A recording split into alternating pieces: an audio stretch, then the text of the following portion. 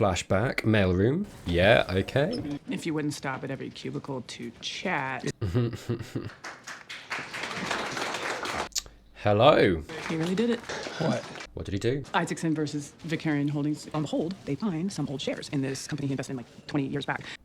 He tells them, that corporation's been dissolved. Okay. But Chuck does some digging. They formed a new corporation that's virtually identical. Of course they did. It's the same officers, same structure, everything. Hey, Right? So Chuck finds exemption 4. good on Chuck. Can you just big picture it for me? Chuck won a case that Howard thought was unwinnable using only the power of obscure case law. Nice. Congratulations, Mr. McGill. What was the case law on that? Garcia versus co-manufacturing. Sounds like it was Isaacson v. Chuck handing him his butt on a platter. Are we going to see, because we're seeing here in the conversation between him and Kim, maybe a little bit of inferiority, of feeling like the dumb one. Big picture it for me, you know. Get to the point, like what we talk, you know, what is it? And I think here, right, Kim is fawning all over him. Maybe that's what it is. Kim fawning all over him, admiring Chuck professionally. Jimmy doesn't have that from her. Maybe there's a lot of the reason. So, because what I'm seeing is motivation for, he's in a place right now where he hasn't been studying law. That's not been where he's at. This is before. And so that's teeing up, okay, what pushes him there? Interesting to see where this goes. I have a feeling maybe some of that is rooted in Kim, which kind of cheapens the reason and the why of why he did that, right? Let's see. That'll be you soon. And it'll widen the gap between the two of you, maybe, in Jimmy's mind. Because it wouldn't. I don't think it would, but I can see in Jimmy's mind it doing that. Yeah, what we lingering on, buddy? What's the thought? Go on, what are we lingering here for, I wonder? Is there more to it? Walking past the library. Yeah, this institution of study, right? I feel to a certain extent he feels a bit inadequate right now. Where he is in life, right? It's not enough. There we are. Yeah. Interesting. If he'd chosen anything else that wasn't the law, wasn't becoming a lawyer, because I think that's what it is. It's that feeling of inadequacy. Chuck is being lauded as, you know, this amazing lawyer, and fair play, right? Absolutely. I think right now, I do see it as, I think Kim is the focus point for the motivation that drove him into that library. I think what that scene goes to show is the hierarchy of where Jimmy is right now. And it goes Jimmy, Kim, Chuck. Jimmy is here in the mailroom, he's doing his thing, and Kim's studying to become a lawyer, and Chuck is this lawyer and he's come in and won a huge case, right? And I think it's perfectly natural for him to want a piece of that. Not specifically that, but a piece of this idea of value and valuing oneself. And I think right now, in that flashback, I think he doesn't feel that value. And also I think there is that element of like admiration in Kim that Chuck's got and he doesn't. And yeah, sorry, so I see him going to that library and it's very general. I know it's a library in a law firm, so it's all probably going to be law stuff, but you know, this idea of the library, it just harkens to my mind of like, you could have learned anything, you could have chosen any career, and Chuck wouldn't have been what he was, right? And that's, you know, at the end of the day, Chuck shouldn't have been, you know my thoughts on this, Chuck shouldn't have been what he was anyway, right? Jimmy should have been allowed to become a lawyer, and Chuck didn't have to do what he did and be how he was. At the same time, I just lament watching as an audience member, knowing where it's all got and where they're at and how Chuck isn't around anymore. If he'd have chosen any other subject, it might have worked out. And he could have still, like I say, that valuing oneself, he could have still got that. I suppose it wouldn't have been quite the same though, right? Because Kim wouldn't quite understand it or give Jimmy the same level of accolade that she just gave to Chuck if it wasn't the law, because Kim understands how good that was that Chuck just did. If it was a different field, she wouldn't quite understand and maybe wouldn't quite give him the same level of accolade, you know what I mean? And so maybe there's an element of selfishness from Jimmy's perspective of jealousy of his brother there, which I think absolutely does exist. I see a little bit of that in there too. Yeah, anyway. Hello and welcome to another Better Call Saul Sunday. That's right, today we are going to be watching episode 6 of season 4. It is called Pinata, mate, and who's getting beaten? That's all I want to know. Flamingo check. You got damn right, let's go. With respect to the Mesa Verde, let's see where we are. Are those the cases from the courthouse? extends beyond. Interesting, isn't it? Her mind is drifting that way. Body. Yeah. Yeah, good. You need to stay focused on this, mate. On Mesa Verde for a bit. I say for a bit, I mean, it's got to be where the focus is, right? Is she going to see something?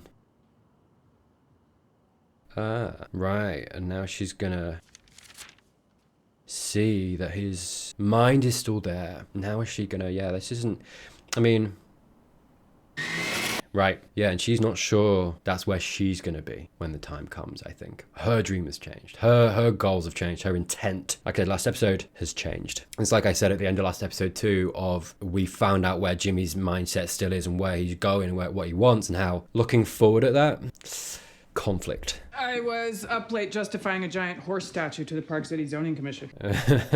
Your hour's pretty much set now? Weekdays, 9 to 4. That's not bad. 9 to 4. Deader than disco. Sorry. Right. Interesting, isn't it? The comparison of what we got in that flashback compared to what he has now, of this place professionally in life where it's not scratching the itch for him. And it's interesting how we saw how he felt like that value within himself wasn't quite there in the flashback. And I think that I'm getting a little bit that was there to show us that, and then, you know, flashback obviously to the present here, and how I think we're in the same situation. And what that translates to is not enough. And I think, you know, we saw last episode how that's manifesting itself right now in the way that Jimmy's acting and acting out, and where he's trying to get that value from within himself of like, well, if I go out and I sell this amount of phones and you know, exceed expectations, I feel valuable in myself, and that's something that I can, it's a sheet of like, look how much I made this month to my boss, of like, look how good I did, give me the accolade. Does that mean you were able to schedule an appointment with a therapist? Right. And we did see him throw it down the toilet last episode. Is he gonna lie? I decided not. Good. Honesty, we like it. Okay. Nice, I accepted it. Not super happy though. I thought you already decided to go. But then We're gonna talk about Howard. it's just not for me. Why not? Good question. I need to be moving forward, and I'm kind of on a path. Just want to give this a try. Is that okay? Sure. You have to do what's best for you. Yeah, but the question, that's sure, but the question is, does he know what that is? That's part of the point of going to the therapist as well.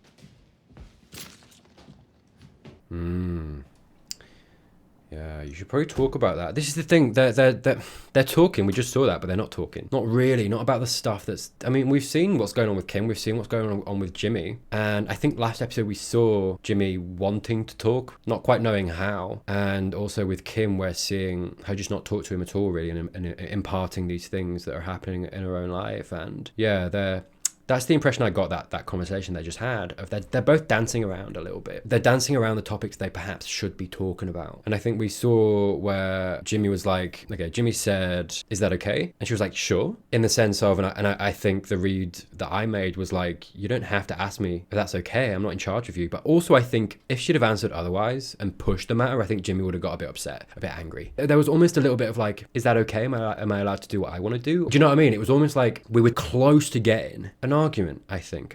Is that okay? Sure. Yeah, I think the way that she delivered that sure was like, sure, of course, you don't have to ask me that. But I think what goes unsaid is that she thinks, sure, you can do that. I just think it would help if you did go to talk to somebody, because I think she sees that he's not talking about something. That's the thing. I think, you know, as much as Jimmy tried to tell her last episode what was going on and she, you know, didn't pick that up, that's going on said from Jimmy. And I think what's going on said from Kim's perspective is that she knows something's going on and she wants him to be able to talk about that. If not with a therapist, with her, and he's not. If he's not talking to her, I think from her perspective, he's bottling that up, and I don't think she perceives that to be good for him, right? Which is not either. Yeah, listen, I know you wanted me to go.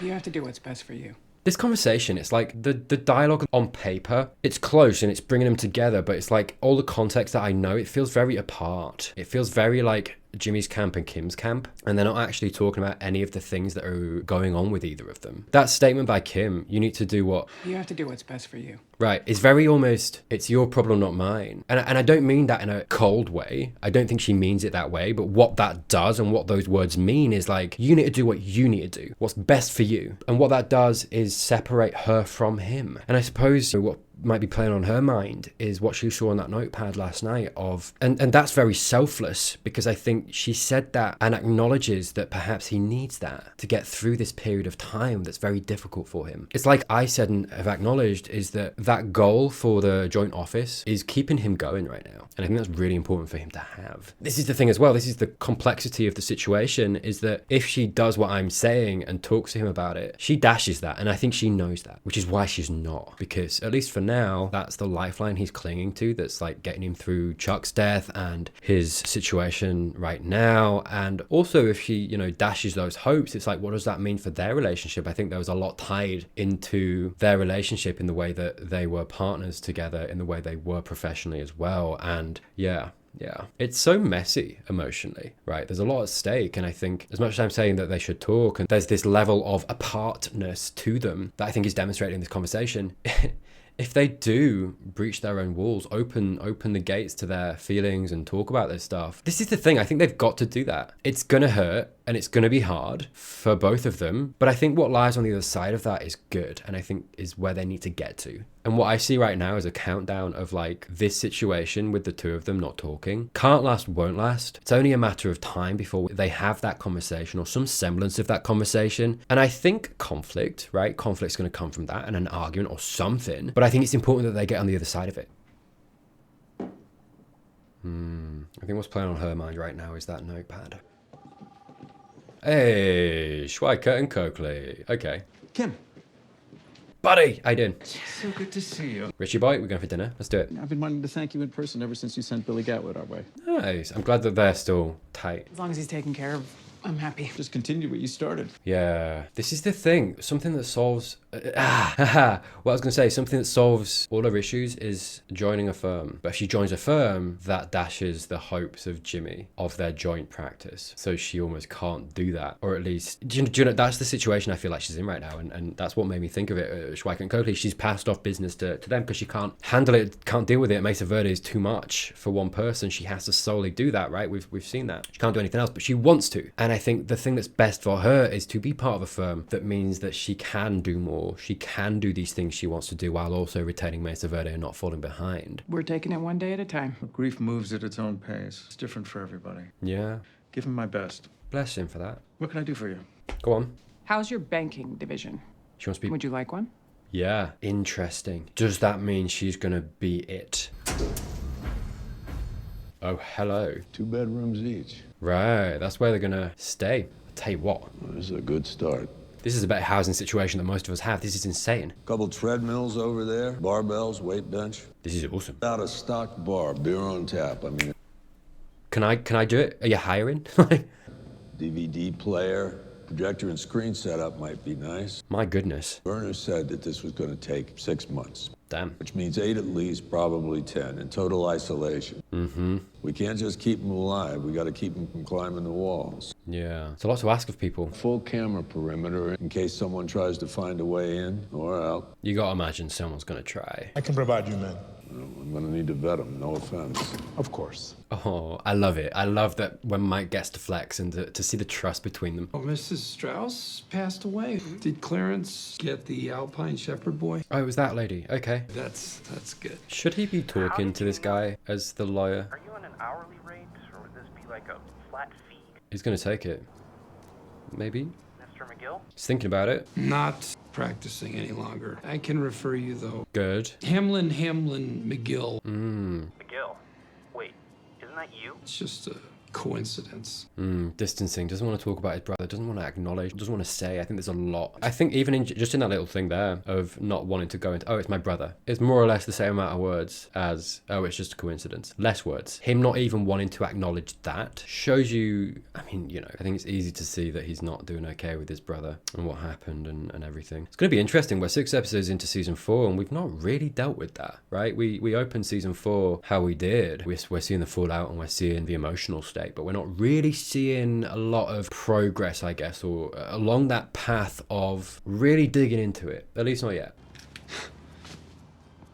God damn it, yeah. I mean, and that's more business that he won't have, that he's lost out on. Guess where I am? You could be here too. Oh? The bar. Again, interesting. Is she teeing him up to tell him, maybe? Have this conversation. Interesting. What I do want to see is these two talking more. And I like that so quickly after that scene in the morning, breakfast, we're getting another one. I was thinking we could just be Kim and Jimmy today. Good. Works good. Actually, I have news. Good. It's great news. Uh-huh. It could change things for Wexler McGill, Right, we're getting into it. and he offered me a job. Right, there it is, hedging a little bit, because it wasn't him that offered her a job. She went out looking for one, which is fair, I think, you know, landing that on him a little bit more gently is wise, to be honest. But I'm glad, hey, what did I say? I felt a countdown of when they have to talk about this stuff, and immediately this episode almost.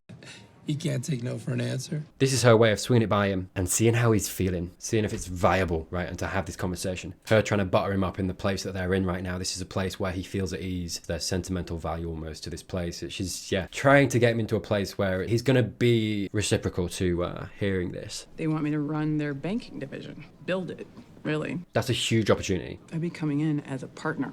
Wow, that's huge for her. And this is the thing. We're seeing how much she needs that. Not just, you know, logistically, but also emotionally. Because it's an avenue into giving her what she needs and what she wants and allowing her to do that while also retaining Mesa Verde and not having what happened last episode keep happening. And losing Mesa Verde, right? Because that's where that path leads. And unfortunately, taking Jimmy out of it from Kim's perspective, she needs that right now. What she's going through, it's not working. And it's not fair to ask her to wait and to struggle. Especially considering that it's emotional strain that she's going through right now as well, until Jimmy gets his law license back. And then what, right? It wasn't really even if that were to happen and they were to get their practice back, it wasn't necessarily like Jimmy wasn't helping her with the workload, right? I think what she's seen is that her going solo and having her own thing, it's not working. She needs this right now. Yeah, she needs to get him on board. Thought things were going okay with Mesa Verde since, Yeah, they were.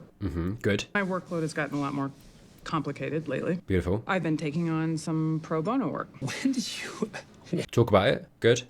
I like it. Nice. Okay, we're digging into it. I'm good at it.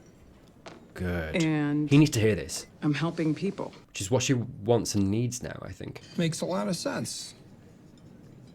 It's going to be interesting after this, because I think he's going to be really nice about it, and he's going to be like, cool, well, what do you want to do? It's going to be interesting to see, like I say, where he's going to go with knowing that that joint practice isn't going to be the future anymore, and what that's going to drive him to. It has a nice ring to it now. Wexler McGill, criminal law. He's trying to, That all sounds great. but The thing is, if I go to Schweikart, I have all those associates to help cover Mesa Verde. there it is, yeah. It'll keep paying the bills and free me up to do the work I really care about. Yeah, So you kind of get to have your cake and eat it too. which you should be happy for. Kind of, yeah. Yeah. Come on, Jimmy. You got it. Yes. I'll be right back. Okay. I don't like that we're lingering. Why are you here? Okay, no, he's just got to deal with that. This is the thing. This is huge for him to hear, because I think he was putting a lot on that. That was, like I've said, keeping him going. You okay, mate? Right. It's all crashing down on him now. I say do it.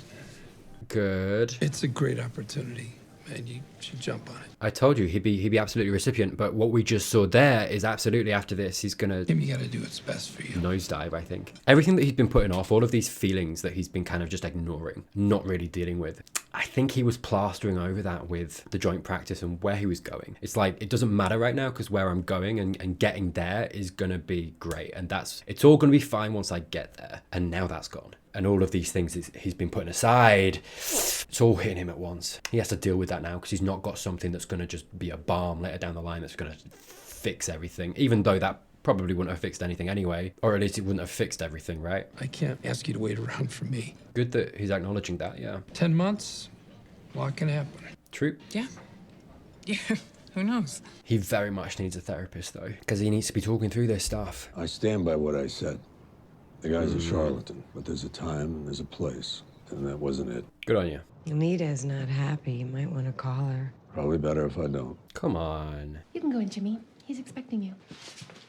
Hello. Okay. I got a pressing need only $5,000 will cure. Oh, Looks good, thanks. ask him how he is. See a lot of empty cubicles out there. What's going on? We're doing some reorganizing. Okay.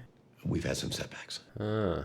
And to be frank, Just be Howard, it's fine. the firm's reputation is not what it was. Without Chuck. So what's the plan? The consultants call it right sizing. What's the plan to get HHM back on its feet. Do you know what? It's interesting, isn't it? Because they're missing a McGill right now. And God, Chuck would hate it. And I don't know how feasible it would be. But if there's a little bit of common ground found between Howard and Jimmy right now, you could have him come in and help. I mean, Jimmy coming in and being like, what are you going to do to write it? I mean, it's interesting as well, the first scene that we got and how actually we did see how Chuck was the golden boy. And yeah, it's interesting. I'd never really thought about it, but how his absence would affect the firm, right? He was a bit of a legend. I mean, we saw with, Schweikert and Coakley, what's his face, Rich, when he came in and was talking to Chuck and being like, Chuck was almost this legend. So it's interesting how HHM has been affected by that. And what I see is a gap that needs to be filled. No, Jimmy can't necessarily fill that gap in the same way that Chuck, fulfilled that gap. But any other show that I didn't know the future, I mean, maybe that could happen still, right? But any other show, I'd be like, let's get on a path where Jimmy can be that and help.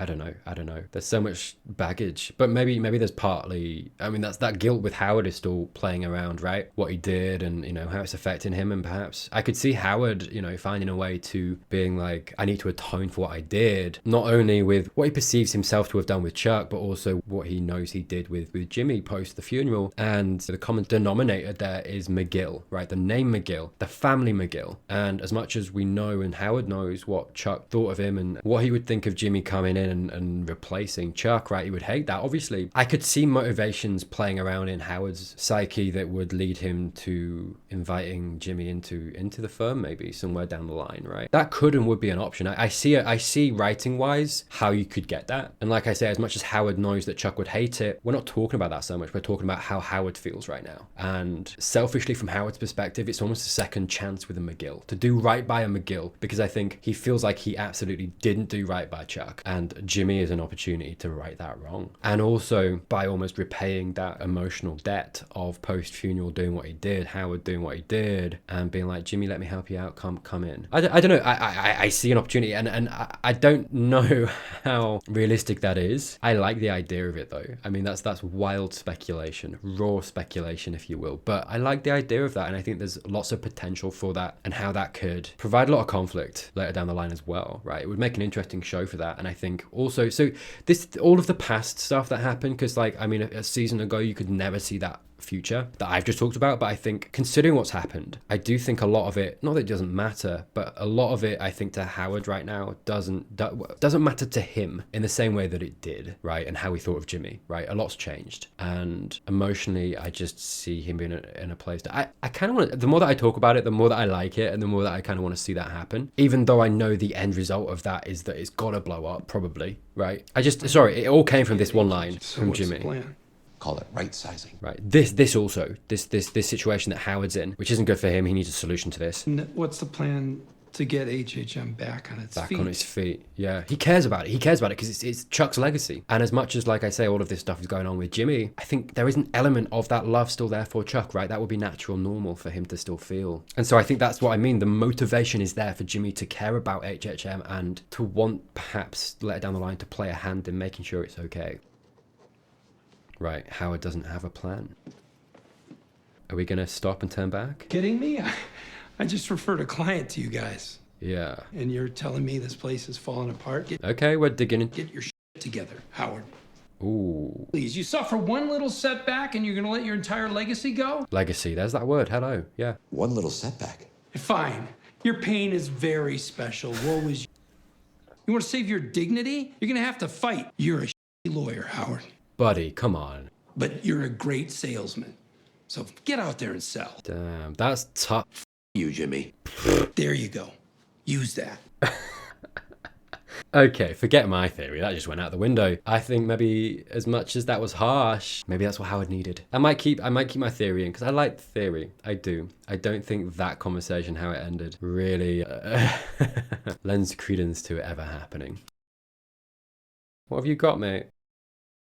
Oh, it's the day spa, right? That comment that Jimmy made, by the way, that he's not a good lawyer, but he's a good salesman, is really interesting because we've not really seen that. We haven't really seen, his proficiency as a lawyer really at all in the show. I feel like not properly, right? You just kind of assume that he's good, decent, right? He's a named partner and all that. It's interesting because Jimmy knows more about that than we do. Yeah, just an interesting comment because I would always have assumed he was a good lawyer, but perhaps if his strength isn't that stuff so much, it is talking to people. Yeah, interesting. I nearly said at the beginning of this episode, Jimmy can almost shut up shop, never go there, and just sell the phones in his own time.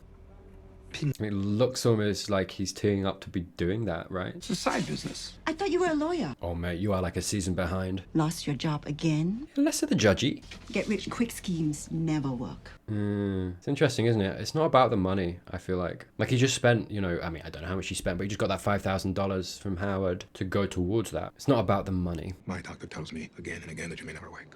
And yet, I wait. Mate, if anything's gonna bring him back from the dead, it's gonna be your voice, innit? Like, it's gonna be like, this guy! I grew up quite poor. Oh yeah, let's dig into it, go on. A lukuma tree. It took a long time, but the buds grew into green fruit. Yeah, isn't he good at that as well? Patience, right? Just because something might take a long time, we're seeing that with the lab as well, and he's all about the patience game, and just because something might take a while, it might be hard, the end goal and bringing everything into fruition, it's worth it. It's him all over. One day, much of the fruit was gone from my tree. Ah. Pieces were scattered on the ground. Animal? I thought, right, probably a coati. Have you ever seen one? I haven't, made a picture. A large house cat.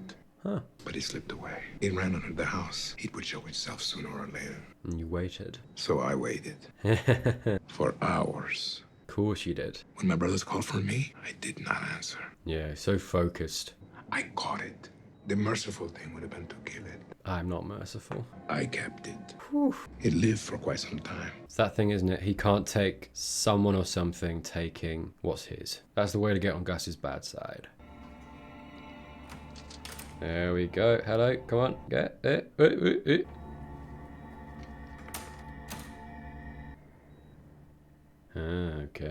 Okay. Sorry, we know he wakes. I know he wakes.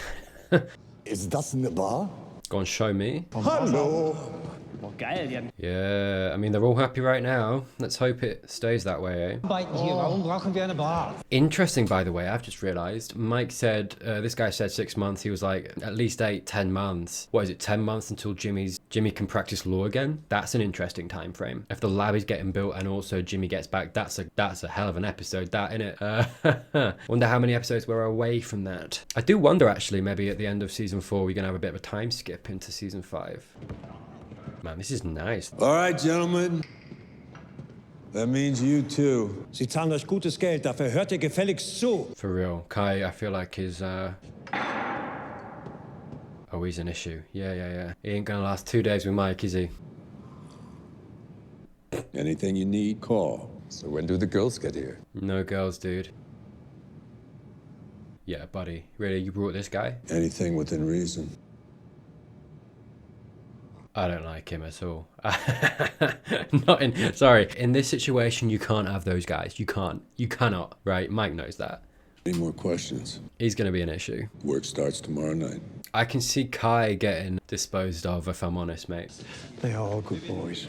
He's a security issue. What you've done here is very impressive. Thank you for that, Michael. Mate, you're lovely. Absolutely. Anything for you. Anything to make this go better, you let me know. Beautiful. Yeah, Kai's going to try and get out, isn't he? Is that going to be enough? I mean, what are these guys, right? There's got to be some engineers there. I just feel like it's within their reach to get out of this place. You keep an eye on this one. Mm-hmm. Man, what a cool situation, though. Get your head down, do your work, go home, you can do what you want, relax, have some beer. Smashing, mate. I'm just here to make a deal. He's going to use them to sell all the phone. Look, fellas, we out looking to score a quick buck. You can't trust them, mate. Put a stipulation in whatever deal you're going to make with them. Wow. That they got to give you some of that money back, dude. If you let me sell my phones without hassle, I cut you in. $100 every night. Okay. Why wouldn't we just take all of it? Because I'm talking consistent, reliable profits. Can you trust them to be that smart about it, though? Rip me off again, and you lose a valuable revenue stream. Mm-hmm. Hey, he's doing what he told Howard to do. Go out and sell it. Give me all you got, now. If you could just expand your thinking. He's gonna have to, Talk too much. All right. hit back a little bit here. End of action. Okay. Fair enough. Jimmy, I hope... Is this part of the plan, do you think? No. God damn it, dude. I hope you've got nothing on you. You should have taken the deal. Beautiful, it was part of the plan. The stupidest person I've ever met. Yes. Beautiful. Get wrecked, boy. Beautiful. And we're starting to see, aren't we? What he said to Kim. The thing of like, you know, back in the day, they wouldn't have even sniffed at me or whatever he said, right? Putting that into practice, isn't he? Which I see this as a little bit of one more foot in this world. A small, maybe not so small, commitment into making this maybe more of what he wants to be doing. And I think we just saw the boys, didn't we, from Breaking Bad? Piñata. Yeah, there we are. We'll leave you alone. Easy to say now, but what about tomorrow? Yeah. We'll say, don't mess with the cell phone guy. Seriously, guys, we're done. Listen to what he says. Listen to what he says. I got. No. Jimmy's selling it. If it's that important to you, go ahead. No. Is he gonna do it? Please no. Ooh. Hey, where's Bill Bird, dude? Is he just busy? That would be fair. You get one warning, and that was it. Nice. Nice. Yeah. Let them get themselves down. Hey, he means business.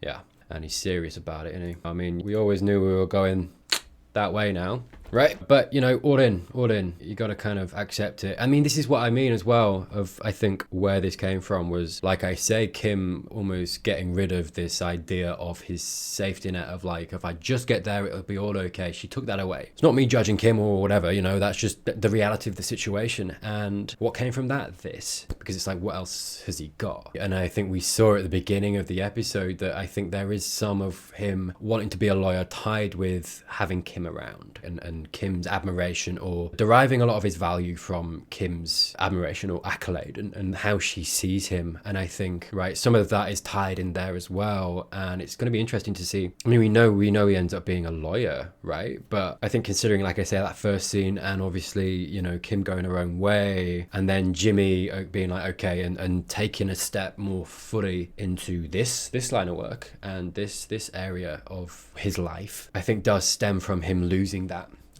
future, perhaps losing the promise of that. And like I said, it'll be interesting to see how quickly he goes back to the lawyer shtick. Like I said, we know he does go back there, but how quickly or how slow he might go back there, considering that the end goal isn't perhaps involved so much with Kim. We'll see. Because I mean, at the end of the day, we had that conversation too, and he was like, 10 months, a lot can happen. It's true. Yeah.